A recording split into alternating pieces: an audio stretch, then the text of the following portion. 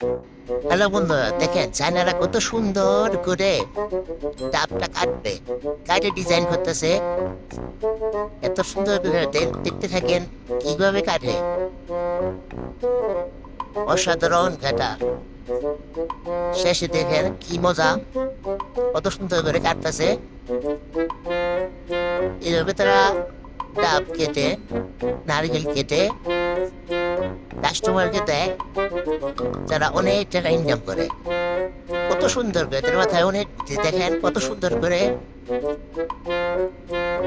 নারকেলটা চুলাইতেছে। ওয়াও, অনেক সুন্দর হচ্ছে। ওয়াও, এমনি চুলার থেকে, নারকেল থেকে অটোমেটিক।